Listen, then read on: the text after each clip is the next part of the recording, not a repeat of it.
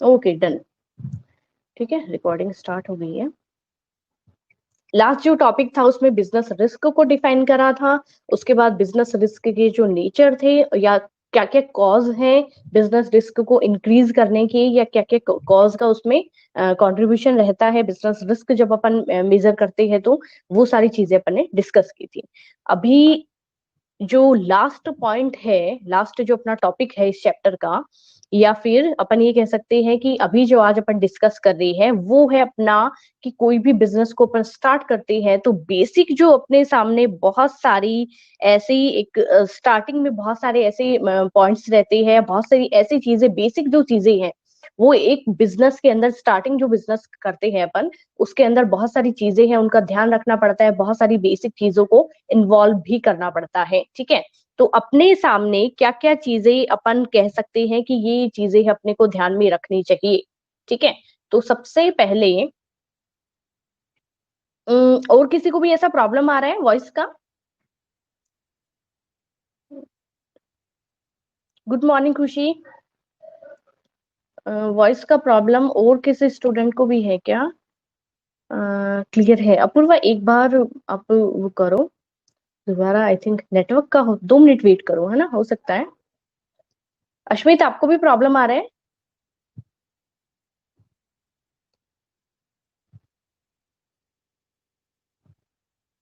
अश्मित को और अपूर्वा को, 2 स्टूडेंट्स को 2 मिनट आप वेट करो, उसके बाद अगर क्लियर नहीं होता है वॉइस तो फिर आप मुझे बताना। ठीक है, 2 मिनट काफी बार क्या होता है, नेटवर्क अपना थोड़ा सा वीक किसी पॉइंट पे रहता है तो 2 या 3 मिनट के लिए हो सकता है कि थोड़ा सा प्रॉब्लम आए। ठीक है, सबसे पहले बात कर रहे हैं कि कोई भी बिजनेस को जब शुरू करते हैं तो बेसिक जो फैक्टर्स होते हैं वो बेसिक क्या क्या फैक्टर्स अपने साथ चलते हैं। तो सबसे पहले तो एक बेसिक इंट्रो है, उससे स्टार्टिंग कर रही हूँ, फिर पॉइंट्स के ऊपर अपन बाद में जाएंगे। ठीक है, मूव करेंगे पॉइंट्स पे बाद में। सबसे पहले बेसिक जो इंट्रो है, अब आप बताइए कि कोई भी बेसिक जब कोई भी एक नए बिजनेस को अपन शुरू करते हैं तो बहुत सारी चीजें हैं वो अपने साथ चलती है, जैसे कि क्या क्या। सबसे पहले जब अपन बात करते हैं, ये पॉइंट्स अपने पीछे डिस्कस हो चुकी है, पर वाइडली जब अपन डिस्कशन का कर रहे हैं तो अलग से एक पॉइंट भी ये मेंशन किया गया है आपकी बुक में। तो ये कहा गया है कि सबसे पहले मैंने ये कहा था कि क्या बिजनेस सिलेक्शन अपना रहेगा, बिजनेस जो अपना सिलेक्शन ऑफ ए बिजनेस, ठीक है, या फिर सिलेक्शन ऑफ ए फर्म, या इसका अपने को सबसे पहले ये बेजर अपने सामने फैक्टर इन्वॉल्व होगा, इंक्लूड होगा कि सबसे पहले अपने सामने ये फेस अपने को देखने को मिलेगा कि अपन कोई भी फर्म या कोई भी बिजनेस का जब सिलेक्शन कर रहे हैं वो सबसे बड़ा एक अपने लिए चैलेंजिंग टास्क है।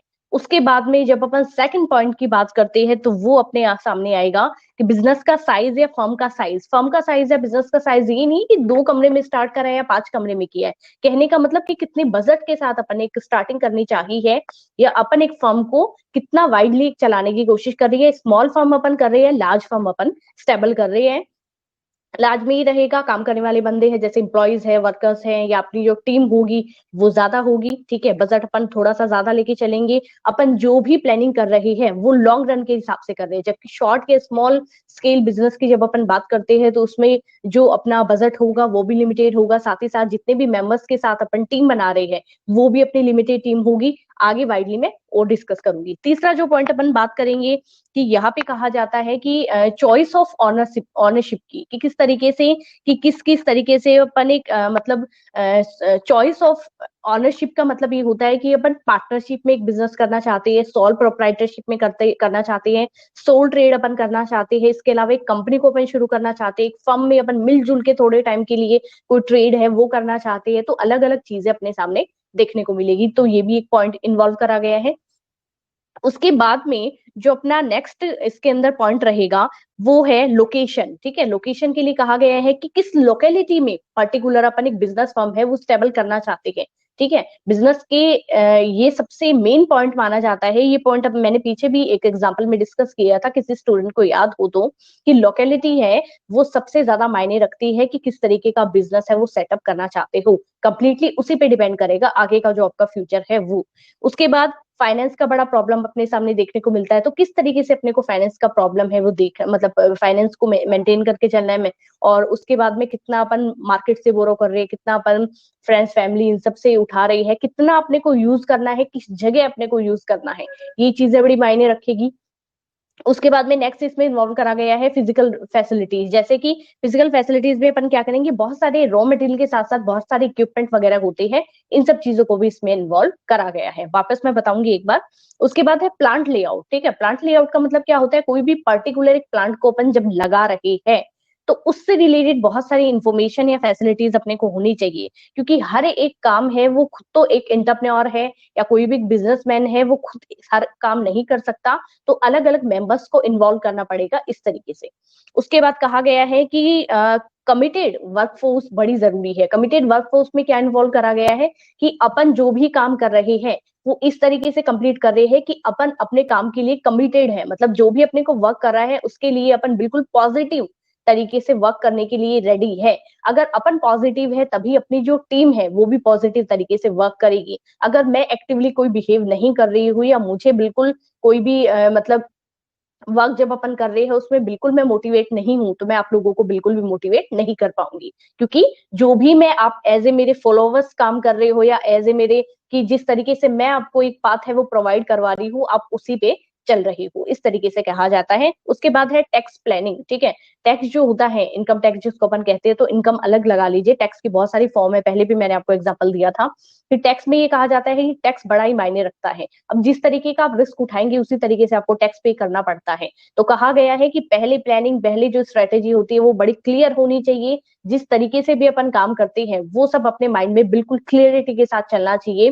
तो बहुत सारे ऐसे रिस्क होते हैं जो टैक्स में ही इन्वॉल्व होती है, ये चीज भी इसमें इन्वॉल्व करी गई है। बात क्या कर रहे हैं अपन, बात ये कर रहे हैं कि जब कोई बिजनेस को स्टार्ट करा जाता है तो कौन कौन से फैक्टर्स है वो अपने साथ चलता है, कौन कौन से फैक्टर्स है वो उनको बेसिकली फॉलो किया जाता है, इन्वॉल्व करा जाता है। और इसमें लास्ट कहा गया है कि launching the enterprise. Launching the enterprise में ये कहा गया है कोई भी पर्टिकुलर एंटरप्राइज को जब अपन लॉन्च करने का काम करते हैं, स्टार्ट करने का काम करते हैं, तो उसको अदर में भी इन्वॉल्व कर सकते हैं। और बहुत सारी जो चीजें हैं बेसिक, जैसे कि रॉ मटेरियल वगैरह है, तो इसमें ओवरऑल जितने भी अपन पॉइंट्स पढ़ेंगे उनका कुछ कुछ जो मैटर है वो इसमें इन्वॉल्व कर देंगे, तो ये चीज कंप्लीट अपनी मानी जाएगी। ठीक है, अब एक बार चैट बॉक्स, बिल्कुल साइज ऑफ बिजनेस है, प्लेस है। Good morning Rakesh.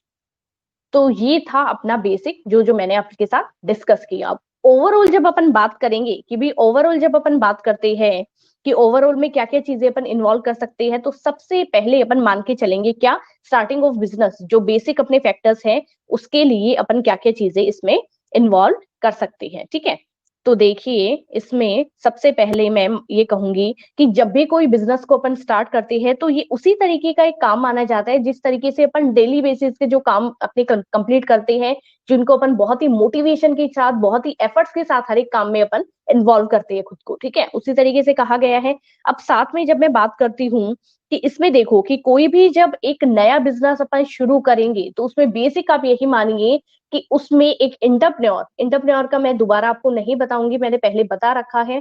ठीक है, कि एक इंटरप्रेन्योर होता है वो, और जिस तरीके से वो अपनी एफर्ट्स यूज करेगा, जिस तरीके से अपनी एक प्लानिंग वो करेगा, आउटपुट है वो आपको उसी तरीके से देखने को मिलेगा हमेशा एक नए बिजनेस में। ये कहा जाता है कि जो बिजनेस पहले से स्टेब्लिश है और मार्केट में जिसने थोड़ा बहुत साल है अपना ले लिया और मार्केट में अच्छी गुडविल बना ली, उनके लिए अगर एक बार लॉस का फेज भी आएगा तो वो उस चीज को कहीं ना कहीं कवर कर जाएंगे। पर नई एक जब इंटरप्राइज होती है, नया नया एक बिजनेस होता है और एक नया नया बिजनेसमैन होता है, उनको सबसे ज्यादा एफर्ट्स यूज करने पड़ते हैं मार्केट में खुद को जमाने के लिए, खुद को स्टेबल करने के लिए। ठीक है, तो अपन सेम उसी फेज की बात कर रहे हैं। इसमें ये कहा गया है कि कोई भी एक नया जो बिजनेसमैन होता है उसका सबसे पहला काम क्या होता है कि जो भी प्रॉब्लम्स है, मतलब इन फ्यूचर आने वाली है, उनका पहले ही वो क्या कर लेगा, फोरकास्टिंग कर लेगा, पूर्वानुमान लगा लेगा, और उसके बाद में जिस तरीके से अपने को सॉल्यूशन देना है, जैसे कि पर्टिकुलर जो भी फर्म अपने को स्टार्ट करनी है उससे रिलेटेड मार्केट में जो भी एक्टिविटी है, जैसे कि मार्केट सर्वे एक पॉइंट अपने सामने आता है या आगे भी आएगा कि मार्केट में सर्वे करवाया जाता है। मार्केट में सर्वे क्या होता है कि आज कंज्यूमर है, आप और मैं है, तो अपन क्या चाहते हैं, मार्केट में क्या आना चाहिए। पहले भी मैंने बताया था, ट्रेडिशनल कॉन्सेप्ट हमेशा ये कहेगा कि मार्केट का जो हेड था वो कौन था, सेलर। जबकि मॉडर्न जो सिनेरियो है, मॉडर्न जो कॉन्सेप्ट है, वो हमेशा ये चीज को नेग्लेक्ट करता है और इस चीज को इन्वॉल्व करता है कि ये कहा जाता है कि मार्केट के जो हेड है वो आज सेलर नहीं होके कंज्यूमर है। आज मार्केट में वही आएगा जो कंज्यूमर चाहेगा। कंज्यूमर को मार्केट का एक हेड बोला गया है, कंज्यूमर को मार्केट का राजा, हिंदी में अपन कहे तो वो चीज इसको कही गई है। तो इसमें कहा गया है कि आज का जो मॉडर्न कॉन्सेप्ट है, इसमें पहली चीज तो ये कंपटीशन बहुत ज्यादा है।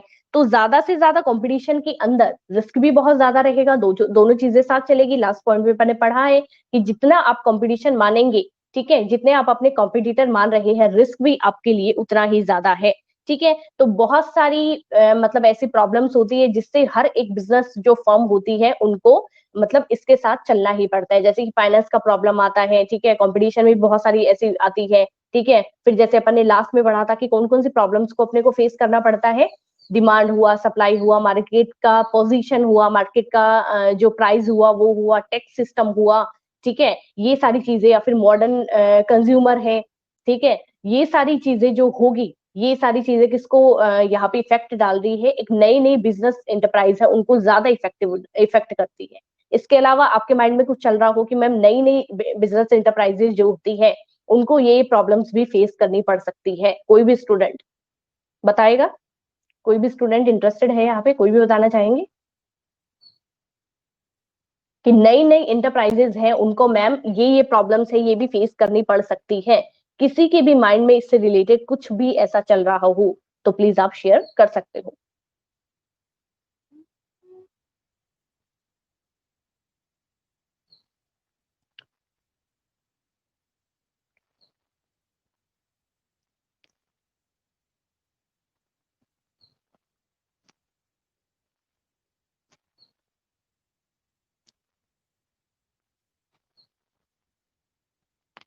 फटाफट शॉर्ट में टाइप कर दो, कोई दिक्कत नहीं।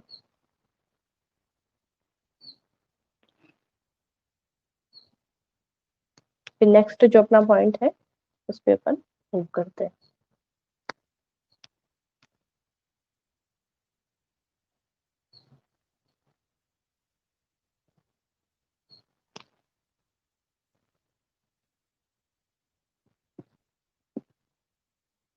कंपटीशन बिल्कुल सही है। Possible number of consumer location, ठीक है, फिर उनका ये कह सकते हैं रक्षाबंधन साथ में कि पॉसिबल नंबर ऑफ कंज्यूमर है, फिर लोकेशन है, साथ ही साथ में कंज्यूमर का जो टेस्ट है, ठीक है, हमेशा वो एक जैसा नहीं रहता। तो वो चीज भी अपने लिए कंपटीशन ही यहाँ पे आगे जाके साबित हो सकती है। ठीक है, फिर उसके अलावा डिमांड, ठीक है, popularity in society, Sudhir. Okay, promotion of business, ठीक है, प्रमोशन ऑफ बिजनेस में अपन सेल्स प्रमोशन भी ले सकते हैं, एडवर्टाइजमेंट भी ले सकते हैं। ठीक है, प्रमोशन ऑफ बिजनेस में बहुत वाइड एक कॉन्सेप्ट हो जाएगा जो कि आपको 12th में पर्टिकुलर पूरे पूरे चैप्टर देखने को मिलेंगे कि बिजनेस का प्रमोशन अपन किस तरीके से करते हैं। बिजनेस का प्रमोशन में बहुत सारी चीजें इन्वॉल्व होती है। ये 2 चैप्टर्स हैं पूरे के पूरे। कोस्ट प्राइस हुआ, सिलेक्शन ऑफ साइट, बिल्कुल सही है। तो उसी की एक साइट का सिलेक्शन करना, जैसा कि जस्ट मैंने बताया, वो सबसे टफ एक चैलेंजिंग टास्क माना जाता है एक नई एंटरप्राइज को जब अपन सेटअप करते हैं उस time. Raw material is decrease, बिल्कुल सही। और इसके अलावा सभी अपने अपने रिव्यूज देंगे। देखिए यहाँ पे ऐसा नहीं है कि कुछ स्टूडेंट्स ही हमेशा रिप्लाई दे। सभी जो भी एज ए अटेंडी क्लास को अटेंड कर रहे हैं वो सभी स्टूडेंट्स अपने अपने व्यूज दें। लीगल फॉर्मेलिटीज जिसमें टैक्स वगैरह अपन करते हैं, अपूर्वा ये बहुत अच्छा बोला है आपने कि बहुत सारी ऐसी लीगल फॉर्मेलिटीज होती हैं जो गवर्नमेंट एडेड भी होती है, प्राइवेट सेक्टर में भी अपने को फॉलो करनी पड़ती है। जैसे कि मैंने बताया कि अपने लिए ये सिलेक्शन भी बड़ा मायने रखेगा क्या, कि अपन सोल प्रोप्राइटरशिप कर रहे हैं या अपन पार्टनरशिप में एक फर्म को चला रहे हैं, कंपनी को चला रहे हैं, या एक बिजनेस को स्टार्ट कर रहे हैं, कंपनी में अपन अपना पैसा लगा रहे हैं, या फिर आप सोल ट्रेड जब आप करते हैं वो चीज। तो इसमें बहुत सारी लीगल फॉर्मेलिटीज है जैसे कि मिनिमम नंबर, मैक्सिमम नंबर, ये सारी चीजें एक पार्टनरशिप का आगे जो चैप्टर है उसके अंदर आएगा आपका कि मिनिमम नंबर है एक मेंबर का वो इतना, फिर एक लेडी जो है उसको एज ए डायरेक्टर मेंशन करना है, 2 जेंट्स डायरेक्टर मेंशन होंगे, उससे ज्यादा या कम अपन इन्वॉल्व नहीं कर सकते। तो बहुत सारे लीगल फॉर्मेलिटीज को भी फॉलो करना पड़ता है। इन्वेस्टिगेशन, बिल्कुल मार्केट का जो सर्वे होता है तोशी, और ट्रांसफरेबिलिटी। ठीक है, तो ट्रांसफरेबिलिटी जो बोला है नेहा आपने, ये क्या होता है ट्रांसफरेबिलिटी? जब मैं जैसे प्राइवेट और गवर्नमेंट दो सेक्टर का मैं एग्जांपल देती हूँ आपको, ठीक है। तो प्राइवेट और गवर्नमेंट में क्या होता है, प्राइवेट जो होता है, जैसे कि आप काफी जगह पढ़ते होंगे कि मैम एक तो होता है पब्लिक कंपनी, एक होता है प्राइवेट कंपनी, ठीक है। तो पब्लिक कंपनी नाम में क्या आ रहा है, पब्लिक के लिए खुली हुई कंपनी, मतलब कि गवर्नमेंट कंपनी कहा जाएगा। जहां पे प्राइवेट कंपनी का नाम, सॉरी, पब्लिक कंपनी का नाम इन्वॉल्व हो जाता है, तो आप ये मानेंगे नाम में क्या है, पब्लिक के लिए खोला हुआ एक सेक्टर, मतलब कि गवर्नमेंट कंपनी हमेशा, ठीक है। और हमेशा जितनी भी कंपनीज के आगे आप लिमिटेड वर्ड यूज करते हैं, जिसको शॉर्ट में अपन कमर्शियल लैंग्वेज में LTD डॉट यूज करते हैं, लिमिटेड, वो हमेशा याद रखिएगा कि लिमिटेड वर्ड जो होता है, कौन बताएगा लिमिटेड और इसमें क्या डिफरेंस होता है, कोई भी स्टूडेंट? ये बेसिक नॉलेज है, थोड़ा सा साइड में चले गए अपन बुक से, तो अब बात चली है तो कंप्लीट करेंगे कि लिमिटेड जो होता है, जैसा कि मैंने एक तो डिफरेंस बता दिया कि जहाँ पे आपको पब्लिक वर्ड यूज मिले कि पब्लिक सेक्टर है, एक प्राइवेट सेक्टर होता है, तो पब्लिक सेक्टर मतलब पब्लिक के लिए खुला हुआ है, यानी कि गवर्नमेंट एडेड, गवर्नमेंट सेक्टर बोला जाता है। गवर्नमेंट सेक्टर को ही पब्लिक सेक्टर कहा जाता है, जो पब्लिक वेलफेयर के लिए ही बेसिकली स्टार्ट होता है। जबकि प्राइवेट सेक्टर यानी कि प्राइवेट बिहाफ पे है, अपनी ही कैपिटल को इन्वेस्ट करा गया है, लंबे टाइम तक रन करेगा, शॉर्ट टाइम के लिए रन करेगा, किसी को नहीं पता। तो लिमिटेड जो वर्ड है वो अपन कहाँ पे यूज करते हैं, कोई भी स्टूडेंट नॉलेज है कुछ?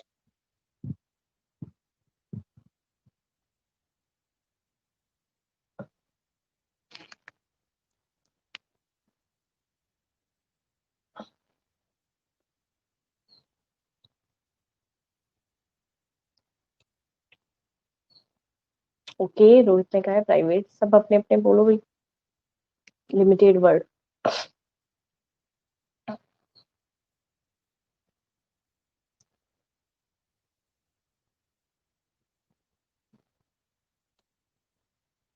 ओके, प्राइवेट कंपनीज के लिए रोहित ने कहा है।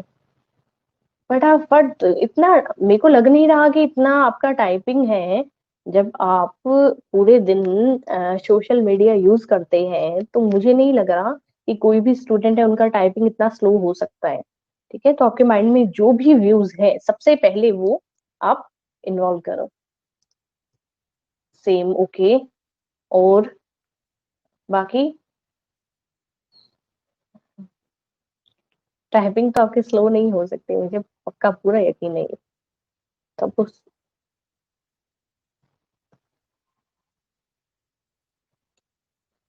अम, कौन सी कंपनीज में तोशी बता पाएंगे? सुधीर ने भी सेम कहा है, ओके।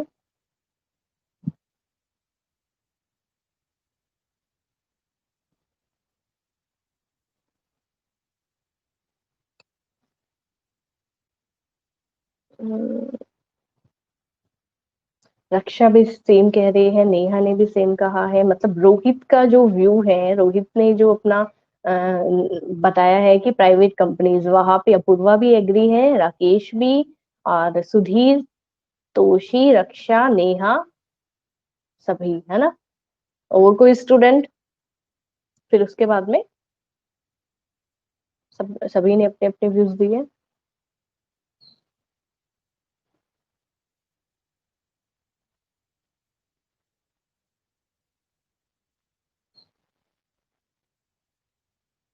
इतना टाइम लेंगे तो क्लास कैसे वो होगी बताओ?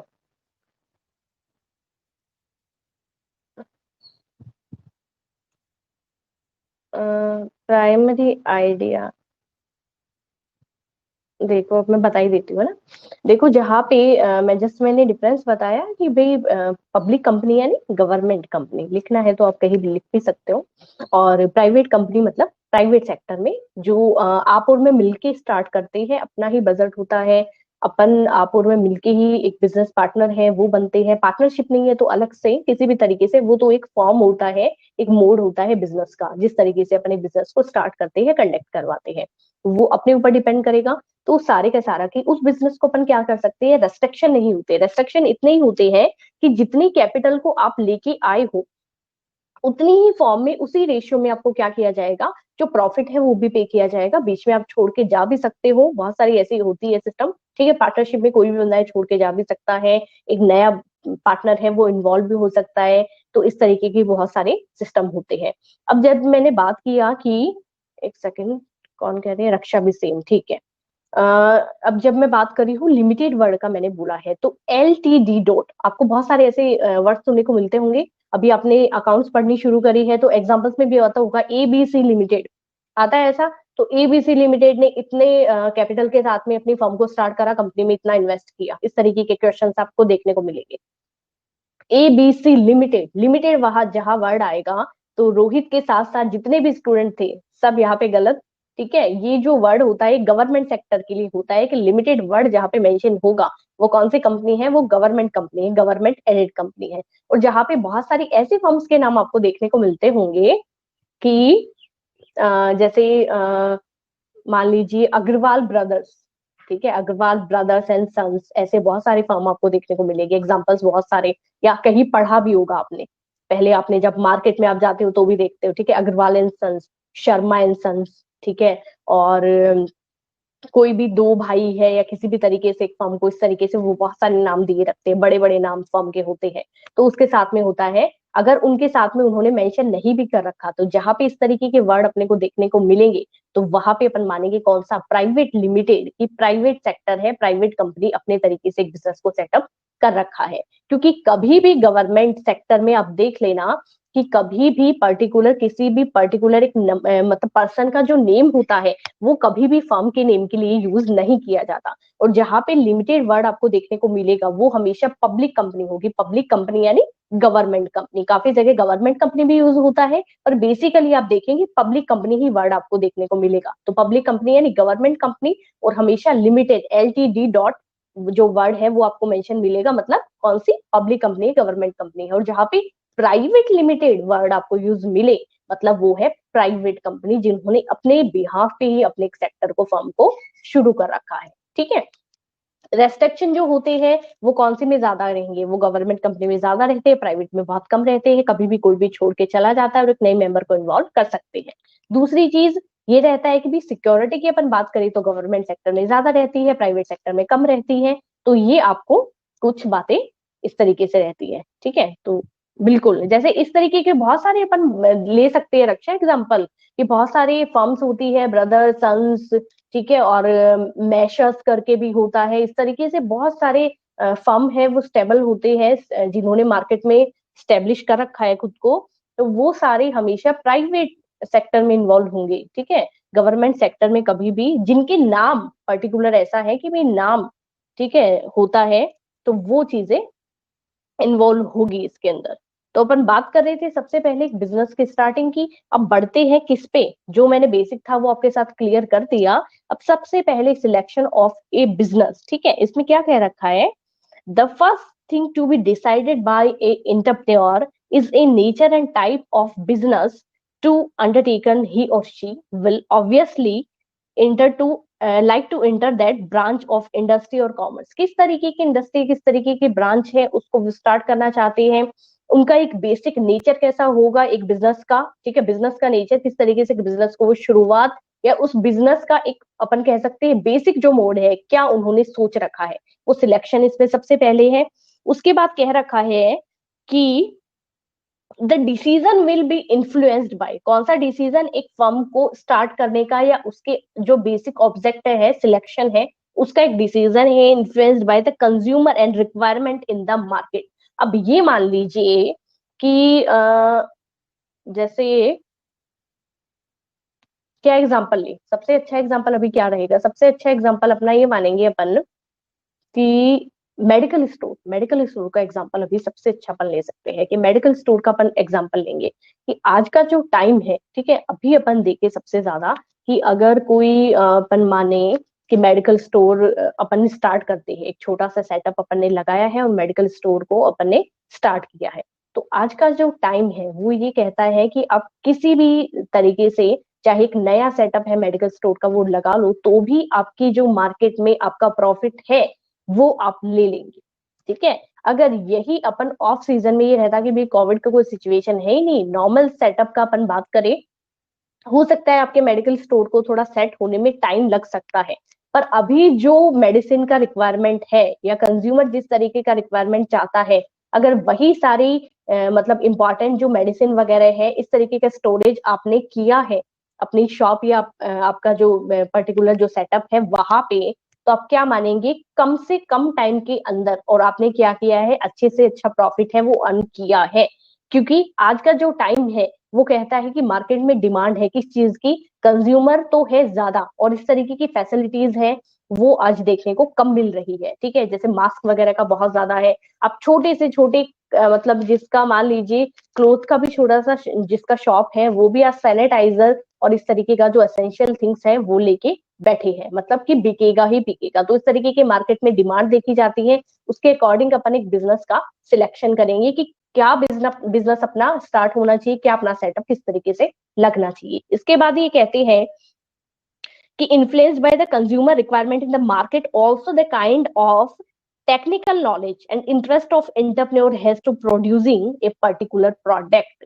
यहाँ पे कहा जा रहा है कि जिस तरीके का आपको नॉलेज है, ये नहीं है कि आपको टेक्निकल नॉलेज नहीं है फिर भी आपने अपना सेटअप इस तरीके से शो किया है कि आप क्या कर रहे हो मार्केट में, आप ये चाह रहे हो कि मैं सेटअप तो कर देता हूँ उसके बाद में धीरे धीरे करके मुझे नॉलेज हो जाएगा, तो वो चीज आपकी बिल्कुल नहीं होनी चाहिए। दूसरा चीज क्या होता है, जब भी आप एक बिजनेस को स्टार्ट करते हो, जैसे आप में से बहुत सारे स्टूडेंट्स हैं जो क्या होगा फैमिली बिजनेस होगा, तो बहुत सारे पेरेंट्स ऐसा चाहते हैं कि फैमिली बिजनेस को ही संभाले।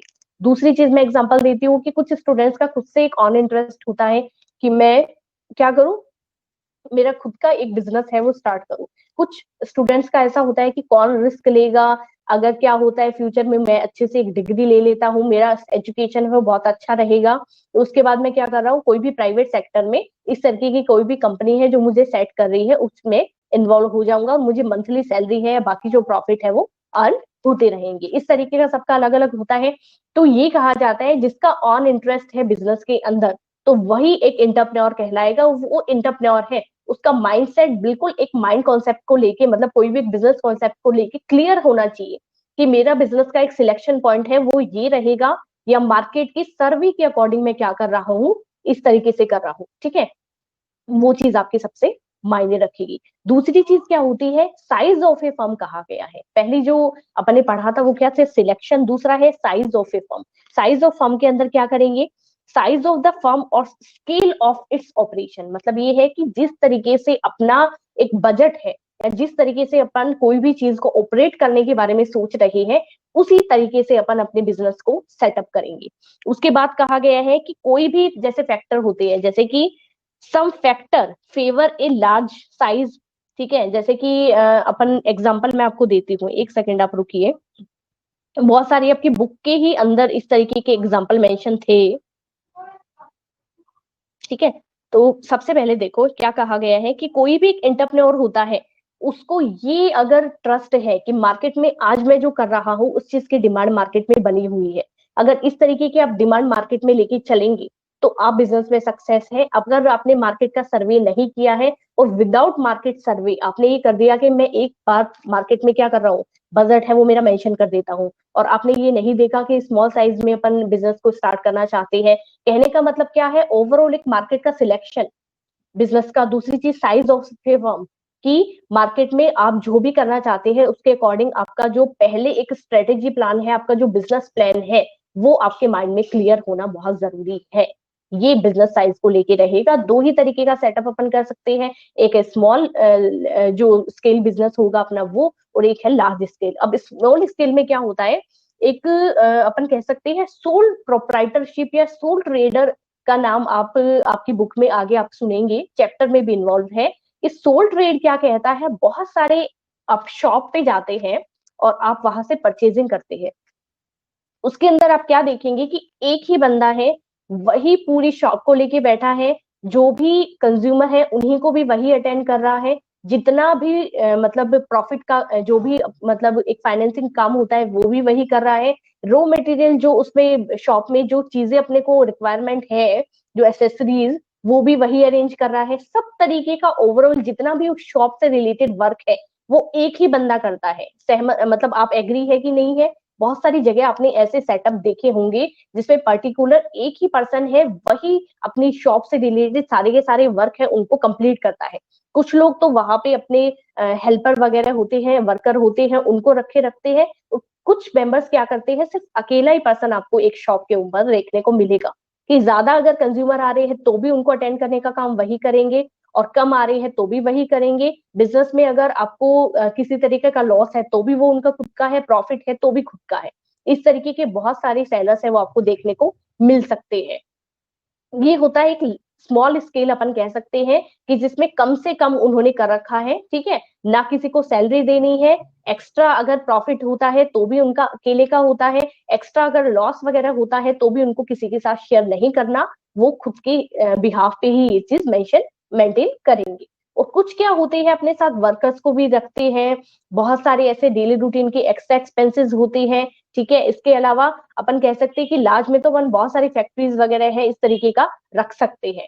तो ये दोनों चीजें अपन size of a business firm के अंदर इन्वॉल्व कर सकते हैं। तो सोल प्रोप्राइटरशिप वर्ड जहां अपने को दिखेगा वहां आप मान लीजिएगा कि स्मॉल सेक्टर की बात की गई है। स्मॉल जो कॉटेज होते हैं, छोटे छोटे जो वेंडर्स होते हैं, सेलर्स होते हैं, उनकी बात यहाँ पे की गई है। इसके बाद नेक्स्ट जो अपन पॉइंट लेंगे वो क्या लेंगे बताइए? कि सबसे पहले अपन सिलेक्शन ऑफ बिजनेस की बात कर रहे हैं, दूसरा मैंने किया साइज ऑफ बिजनेस, तीसरा यहाँ पे क्या करेंगे बताइए? ये पॉइंट तो मैंने एक एक बार बता भी दिए आपको। बोलो, तीसरा पॉइंट है वो क्या इन्वॉल्व करेंगे आप?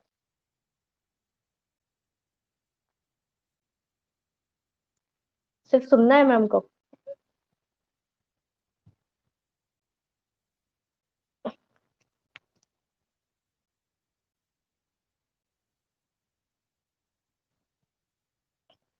जस्ट मैंने जो एग्जांपल दिया है मतलब वही तीसरा एक पॉइंट माना जाएगा अपना। मैंने कहा है कि भाई फर्स्ट अपना हुआ कि बिल्कुल जो अपना ऑनरशिप होगा उसका चॉइस अपन करेंगे, ठीक है।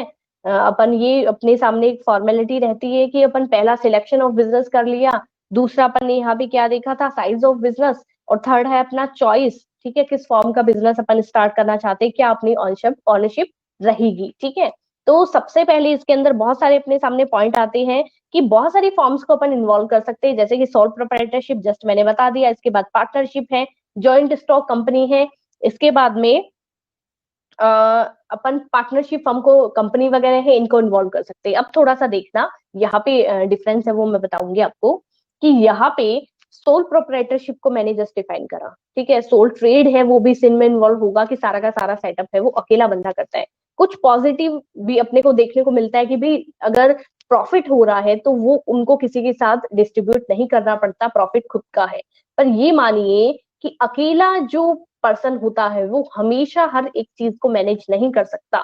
कंज्यूमर है, ठीक है, जो कंज्यूमर है वो हमेशा सोल ट्रेडर जो होते हैं उनके कम बन पाते हैं। कम क्यों बन पाते हैं कि अभी जैसे मैंने एग्जांपल लिया कि मान लीजिए एक साथ 5 या 7 जो कस्टमर है वो एक सेलर के पास, एक सोल ट्रेडर के पास में एक कोई भी परचेजिंग के लिए है, तो वो एक साथ हर एक कस्टमर पे ध्यान नहीं दे सकता। इसलिए क्या होता है, जल्दी से कस्टमर उनके नहीं बन पाते। टाइम अपन ये कह सकते हैं कि भाई मेंटली या फाइनेंशियली उनको थोड़ा इस तरीके से खुद को एक मार्केट के नजरिए से पॉजिटिव तरीके से रखना पड़ता है खुद को। अगर लॉस वाली कंडीशन है तो अपन देख सकते हैं कि भी लॉस है, अगर अपन पार्टनरशिप में जाते हैं तो लॉस अपना डिस्ट्रीब्यूट हो जाता है अलग अलग मेंबर्स के थ्रू, ठीक है। जबकि सॉल में सॉल ट्रेडर की बात करते हैं, सॉल प्रोप्राइटरशिप की बात करते हैं, सॉल ऑनरशिप की बात करते हैं, तो इसमें कभी भी जो अपना लॉस है वो डिस्ट्रीब्यूट नहीं हो सकता। अकेला बंदा है, उसी का सारा लॉस है वो उसी के अंडर में ये सारा लॉस जाएगा, ठीक है। अब इसके अलावा पार्टनरशिप की बात कर सकते हैं। पार्टनरशिप में ये होता है गवर्नमेंट और प्राइवेट दोनों सेक्टर में होता है। मिनिमम और मैक्सिमम जो मेंबर्स है, जैसे कि पहले मिनिमम है वो 2 थे, फिर 50 थे, उसके बाद में मैक्सिमम करके उसको 100 कर दिया प्राइवेट में। अब उसमें गवर्नमेंट पे और प्राइवेट में अलग अलग इनका है, 100 और 200 का है मेंशन। तो ये सारे मेंबर्स है। इसके अलावा डायरेक्टर का है, वो भी गवर्नमेंट और प्राइवेट सेक्टर में बिल्कुल डिसाइड है पहले से। इसके अलावा कंपनीज में भी सेम होता है। पार्टनरशिप में ये होता है कि कोई भी नया मेंबर है, अब जो जो पार्टनरशिप में क्या है कि पार्टनरशिप में जब भी कोई नया मतलब आप, मैं और आप में से कोई भी 3 या 4 पर्सन, ठीक है, अपन 5 ने मिलकर एक पार्टनरशिप हमको स्टार्ट करा है। अब उसमें क्या होता है, मैं सबसे पहले मेरा कैपिटल है वो लेके जा रही हूँ, जितना मेरे पास है। आप जितना कैपिटल एक अपना उस बिजनेस के अंदर लगाना चाहते हो, सारे मेंबर्स थोड़ा थोड़ा करके कैपिटल लगाएंगे, उसके बाद में उस बिजनेस को अपन सेटअप करेंगे, ठीक है। जितना भी पैसा है वो अपने सबका है।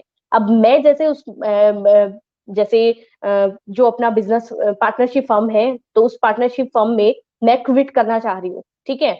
तो जितनी भी मेरी रिस्पॉन्सिबिलिटीज होगी, जो कि मुझे स्टार्टिंग में मेंशन करी गई थी, वो मुझे कंप्लीट करनी है। इसके बाद में जितना भी मेरा प्रॉफिट है उसको मैं ले जा सकती हूँ, जो मेरा लॉस है जो मेरे हिस्से का है वो भी मुझे कंप्लीट करना पड़ेगा। और नया जो मेंबर है अगर वो हो रहा है, तो वो भी कुछ प्रॉपर्टी लेके आएगा, वो भी कुछ पैसा लेके आएगा। वो जब कैपिटल लगा रहा है, तो उनका भी एक नया रेशियो है वो डिसाइड हो सकता है कि भाई इस तरीके से आपको इस रेशियो में हम प्रॉफिट देंगे, इस रेशियो में आपको लॉस भी कवर करना पड़ेगा। तो ये पार्टनरशिप का रूल होता है। पार्टनरशिप में भी बहुत सारी ऐसी आती है कि भाई इंसॉल्वेंसी वाली कंडीशन हो जाती है या डेथ वाली कंडीशन हो जाती है, इसमें भी नया पार्टनर आएगा, वो पुराना पार्टनर छोड़ के जाएगा कंपनी को। या फिर ये कर सकते हैं कि पार्टनरशिप में जैसे कि ये अपने सामने एक अच्छा पॉइंट अपन कह सकते हैं, पॉजिटिव जो पॉइंट है वो ये देखने को मिल सकता है कि अपने सामने रेस्ट्रिक्शन नहीं होते। कभी भी एक फर्म को अपन चालू कर सकते हैं और कभी भी एक फर्म को अपन बंद कर सकते हैं। जब भी मान लीजिए कि अपन 4 पर्सन ने मिलकर पार्टनरशिप फर्म को शुरू किया है, तो उसमें अपना एक टारगेट था कि अपन क्या करेंगे कि इतना प्रॉफिट अपने को नहीं हो रहा है तब तक अपन 5 मेंबर हैं वो मिलके एक फर्म को चला रहे हैं।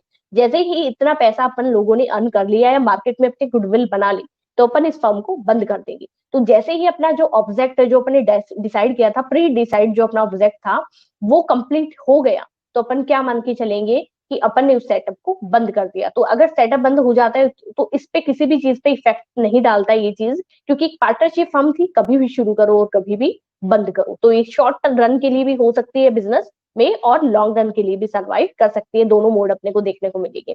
कंपनी की बात करते हैं, प्राइवेट गवर्नमेंट कंपनी दोनों हो सकती है। जब भी अपन पैसा लेके आते हैं, सबसे ज्यादा जो रूल रेगुलेशन और जो लीगल फॉर्मेलिटीज अपूर्वा ने कहा था, ठीक है, तो ये सब चीजें जब अपन इन्वॉल्व करेंगे, तो वहां पे ये देख लेना कि कंपनी है वो इन्वॉल्व है, ठीक है। अब कंपनी में तो बहुत ज्यादा वाइड कॉन्सेप्ट है। कंपनी तो प्राइवेट सेक्टर होता है, गवर्नमेंट सेक्टर होता है। कंपनीज में बहुत सारे मेंबर्स हैं, वो पैसा लगाते हैं, जो पैसा लगाएंगे, ठीक है, उनको अपन शेयर्स इशू करेंगे। शेयर्स में भी अपने जो प्रेफरेंस शेयर होते हैं, इक्विटी शेयर्स होते हैं, इनको सबसे पहले अपन प्रेफरेंस प्रोवाइड करवाते हैं कि अगर प्रॉफिट हो रहा है तो कंपनी में जिन्होंने प्रेफरेंस शेयर खरीद रखे हैं, परचेज कर रखे हैं, उनका जो राइट है वो कंपनी में सबसे ज्यादा है, ठीक है। सबसे ज्यादा जो पैसा है उन्होंने ही इन्वेस्ट कर रखा है, और उन्होंने सबसे ज्यादा जो शेयर्स है, सबसे ज्यादा अमाउंट का जो शेयर है वो परचेज कर रखे। तो प्रेफरेंस वालों को सबसे पहले प्रॉफिट में राइट मिलता है, उसके बाद में इक्विटी वालों को मिलता है। एक आप वर्ड सुनेंगे आगे जाके कि डिबेंचर वर्ड सुनते हैं, ठीक है। अकाउंट्स में अभी तक किसी स्टूडेंट ने सुना है क्या डिबेंचर? कोई भी स्टूडेंट जिन्होंने शेयर्स का मैंने उस दिन बताया था आपको, तो शेयर्स तो आई थिंक सभी स्टूडेंट्स को क्लियर होगा कि शेयर क्या होता है। डिबेंचर वर्ड अगर किसी ने सुना हो, शेयर्स के साथ साथ कंपनी में आपको डिबेंचर वर्ड सुनने को मिलेगा। नहीं सुना? किसी को ऐसे हो माइंड में कि मैम शेयर और डिबेंचर में ये डिफरेंस हो सकता है? देखो डिबेंचर का मैं बता देती हूँ फटाफट आपको, ठीक है। उसके बाद में आज का जो टॉपिक है उससे ज्यादा अपन डिबेंचर में एक बार बताती हूँ आपको कि डिबेंचर में क्या कहा गया है कि एक तो होती है शेयर होल्डर और एक होते हैं डिबेंचर। अब ये तो नहीं है, मान लीजिए कि कंपनी में आपने पूरा जो शेयर्स वगैरह इशू करवा रखे हैं, शेयर्स वगैरह आपने डिस्ट्रीब्यूट कर रखे हैं, उसके बाद भी कंपनी में पैसे की जरूरत है, कैपिटल रिक्वायरमेंट है, ठीक है। अब कैपिटल रिक्वायरमेंट है तो अपन वो कैपिटल कहाँ से सॉल्व करेंगे? मार्केट से सॉल्व करेंगे। कि मार्केट में अपन ये कहेंगे कि आप हमारी कंपनी में पैसा लगा सकते हो, ठीक है, तो गुडविल अच्छी है। अब जैसे कि रिलायंस ग्रुप की बात करते हैं, और आपको कहा जाता है कि भी रिलायंस ग्रुप में है शेयर्स, वो हो रहे हैं मार्केट में, शेयर्स है वो रिलायंस ग्रुप के है, तो आप लोग खरीदने में इंटरेस्टेड है कि, तो आप बिना देखे सोचे समझे क्या करेंगे? इन्वेस्ट कर देंगे पैसा, क्यों? क्योंकि मार्केट में गुडविल अच्छी है। इन केस अगर रिलायंस ग्रुप में जिस कंपनी में जिस ब्रांच में अपन ने इन्वेस्टमेंट कर रखा है वो इन फ्यूचर बंद भी हो जाएगी तो अपना पैसा नहीं डूबेगा। ठीक है, उनके पास इतना सेटअप है कि अपना जो पैसा है वो अपने को रिकवर कर हो जाएगा, वो पैसा अपने को रिटर्न कर देंगे, ये पॉलिसी होती है। अब जब बात करते हैं डिबेंचर की, तो डिबेंचर जहां वर्ड यूज हो जाए हमेशा याद रखेंगे, उधार की बात की गई है, बोरो। ठीक है, अपन ने मार्केट से पैसा है वो कुछ टाइम के लिए है, दोनों में डिफरेंसेस है। डिबेंचर होल्डर होते हैं, शेयर होल्डर होते हैं।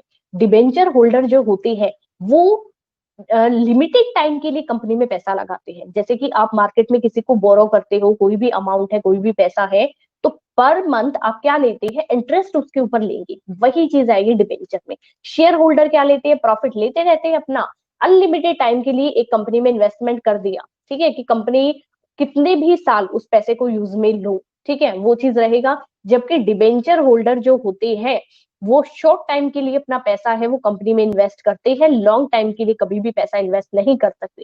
ठीक है, उसके बाद जब अपन मानेंगे कि डिबेंचर जो होते हैं, डिबेंचर में अपन ये चीज इन्वॉल्व कर सकते हैं, डिबेंचर होल्डर जो होते हैं, मान लो मैंने पहले एग्जांपल बता रखा है आपको, दोबारा वो भी एग्जांपल रिपीट कर रही हूँ कि किसी साल कंपनी को प्रॉफिट नहीं हो रहा, ठीक है, तो भाई जो सैलरी वगैरह है वो तो सॉर्ट आउट कर देंगे। अब कंपनी में जितना भी एक्स्ट्रा जो प्रॉफिट वगैरह है या वो सब इन्वॉल्व करना है, तो वो अपन कहाँ से मेंशन करें। अब ये देख लीजिए, अगर किसी साल कंपनी में प्रॉफिट नहीं होता है तो अपन शेयर होल्डर्स वालों को एक बार मना कर सकते हैं, पर डिबेंचर को जो भी उनका सिस्टम है, पर मंथ का है या पर ईयर का है, उस सिस्टम के अकॉर्डिंग अपने को उनको पैसा देना पड़ेगा ही, क्योंकि वो उधार ले रहे अपने क्या है, मतलब अपन क्या कर रहे हैं उनसे, अपन ने पैसा ले रखा है, तो पर मंथ या जो भी उनका पर ईयर का जो भी एग्रीमेंट होता है उसके अकॉर्डिंग अपने को पैसा अपने को देना पड़ता है। उसके बाद डिबेंचर हमेशा शॉर्ट टर्म के लिए रहेंगे, उनका पैसा वो कभी भी वापस ले सकते हैं।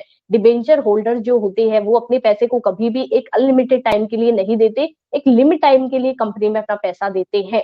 ठीक है, और कभी भी अपना पैसा रिटर्न भी ले सकते हैं। जबकि कंपनी के शेयर होल्डर होते हैं वो एक फिक्स पर्सन होते हैं, एक फिक्स पोजीशन पे वर्क करते हैं, जो क्या करते हैं, कंपनी में पैसा लगाया और भूल गई, वो वाली कंडीशन होती है। बस उनको क्या करो, कुछ जो शेयर होल्डर्स होते हैं वो सिर्फ प्रॉफिट के लिए इंटर होते हैं, और कुछ क्या करते हैं, प्रॉफिट और लॉस दोनों के लिए इंटर होते हैं। काफी सारी ऐसी होती है टर्म्स। तो उसमें ये मान सकते हैं कि शेयर होल्डर्स है उनका पैसा बहुत लंबे टाइम के लिए कंपनी में इन्वेस्ट हो गया, उसके बाद भूल जाओ, जो भी प्रॉफिट होगा वो आपको डिस्ट्रीब्यूट करते जाएंगे, वो जो भी उनके टर्म्स एंड कंडीशन है। और जबकि डिबेंचर्स है वो कभी भी एक लंबे टाइम के लिए कंपनी में पैसा नहीं देते, एक छोटे छोटे टाइम के लिए जो पैसा देते हैं उनको अपन कहते हैं डिबेंचर होल्डर। तो डिबेंचर होल्डर मतलब कंपनी के उधार, ठीक है, जिनसे अपन ने पैसा मार्केट में अपने को, मार्केट में जो है उन बंदों से अपन ने पैसा ले रखा है। ठीक है, तो डिफरेंस क्लियर है दोनों में, कंफ्यूजन तो नहीं है कि भाई जहाँ पे डिबेंचर वर्ड अपने को आएगा, बिजनेस में बहुत बार मैं ऐसा वर्ड बोलूंगी कि भाई कंपनी में डिबेंचर होल्डर है या शेयर होल्डर है। ठीक है, तो ये वर्ड है आप लोगों के साथ मैंने क्लियर करा है। ये हो सकता है काफी बार जो अपना बेसिक जो अपना पर्टिकुलर पॉइंट होता है उससे थोड़ा सा राइट लेफ्ट में मैं आ जाती हूँ, तो ऊपर कुछ कुछ वर्ड जो मेरे माइंड में रहते हैं वो मैं क्लियर करती हूँ। ठीक है, ओके। तो आज का जो क्लास है वो यही करते हैं कंप्लीट। और अभी आप मुझे ये बता दो फटाफट कि फ्राइडे को जो ये टॉपिक मैं कवर करवाऊंगी उसके बाद मान लीजिए अपने पास टाइम है, तो अपन क्या करेंगे, जैसा कि अपन ने डिसाइड किया था कि जो भी आपके कंफ्यूजन्स हैं, जो जो बच्चे लेट क्लास में आए थे उनको बहुत सारे ऐसे टॉपिक्स हैं जो कवर नहीं हो पाए, ठीक है, लेट जो एडमिशन था, जो लेट इन्वॉल्व हुए हैं क्लासेस के अंदर, तो वो टॉपिक्स है आप अपने अपने मुझे एक बार बता दो, ताकि मैं नोट करूं और फिर उस दिन अपन वही सिर्फ टॉपिक है वही अपन डिस्कस करेंगे। ऐसा नहीं है कंप्लीट, आप फटाफट, मैं लिख रही हूँ, आप फटाफट मुझे बताओ कि ये मैम डाउट, ठीक है, और अपनी क्वेरी क्लासेस मान लीजिए आप, और या फिर ऐसे पॉइंट्स जो कि डाउट क्लासेस तो अपूर्वा साथ साथ अपनी चलती रहती है, ठीक है, वो तो हर दिन अपनी डाउट क्लास साथ साथ चलती है, तो अपने को इतना प्रॉब्लम नहीं आएगा एक साथ। तो आप अपने अपने पॉइंट जिनके जिनके कवर नहीं हो पाए थे एक बार वो पॉइंट आप मुझे नोट करवाइए, क्योंकि फिर क्या होगा उस दिन सीधा मैं वही जो पॉइंट है सिर्फ वही डिस्कस करूंगी, सारा जो चैप्टर है वो अपन डिस्कस नहीं करेंगे। ठीक है, ठीक है रक्षा, और बता दीजिए।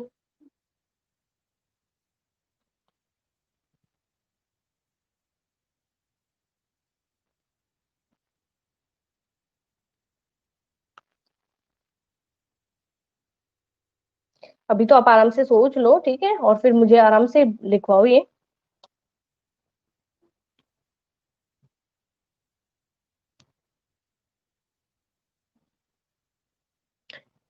अपूर्वा को इंट्रोडक्शन, ठीक है, banking system. Okay.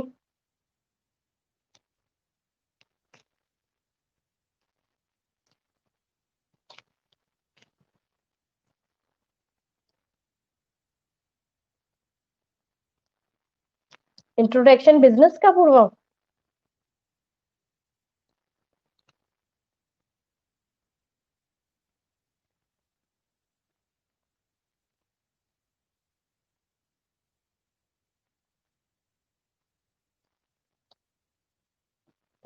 Fifth, only fifth point.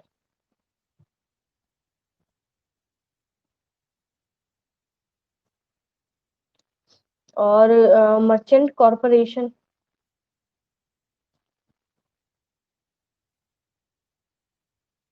आप ये मत देखना कि बुक में क्या क्या लिखा हुआ है, जो मैंने पढ़ाया है उसी में से बताएंगे आप, ठीक है।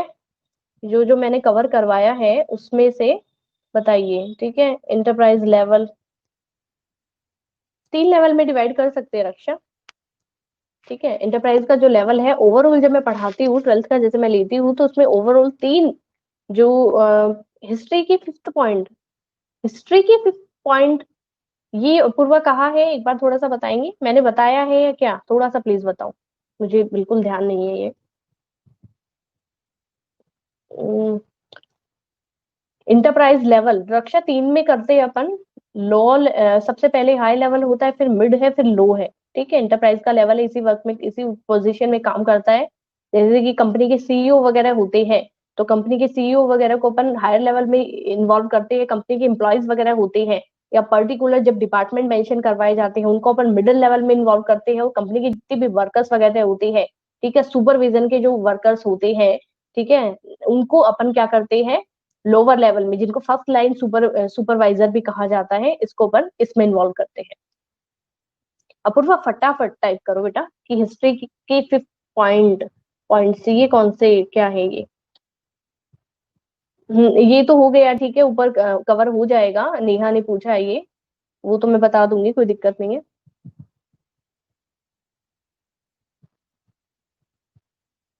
उसके बाद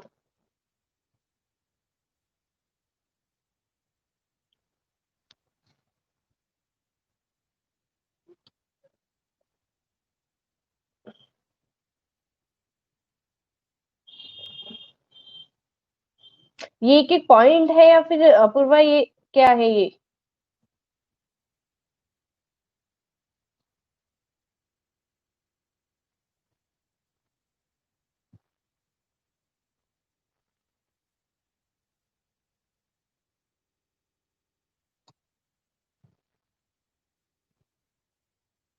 एक एक पॉइंट है पूर्वा, एक एक पॉइंट। नेहा में नोट्स है वो आपका आज या तो इवनिंग तक सेंड हो जाएगा या फिर कल हो जाएगा, ठीक है। कल मेरा ट्वेल्थ का रहेगा लेक्चर, तो तब तक मैं, ठीक है, एक साथ नहीं होगा, नहीं, हाँ, दो दो तीन तीन पेजेस है बेटा, वो मैं एक एक करके, ठीक है, उस अकॉर्डिंग आप लिख लीजिएगा, उससे रेट नहीं होगा।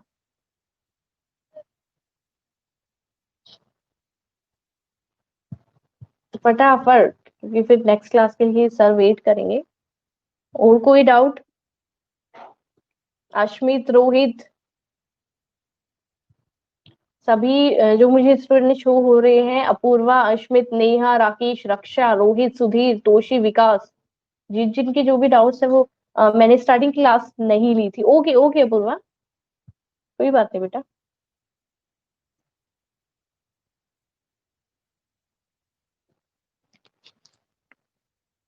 ठीक है, तो कंप्लीट माने कि भाई इतने ही डाउट है। Very good Toshi. फिर भी जो भी पॉइंट्स इन बच्चों ने जो भी अपने अपने डाउट्स बाकी स्टूडेंट से बताए हैं, वो जब मैं दोबारा रिपीट करूंगी, तो वो जिनके भी थोड़ा बहुत नहीं है वो आ, अच्छा, हिस्ट्री नहीं पता, ओके ओके, आपको हिस्ट्री का वो करवाना है, ठीक है, हिस्ट्री ऑफ बिजनेस, ठीक है बेटा।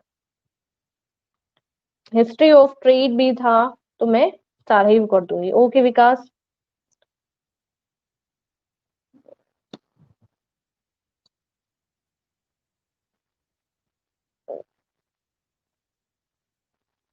Thank you Neha, same to you बेटा। Bye bye. Bye Sudhir, bye Rohit,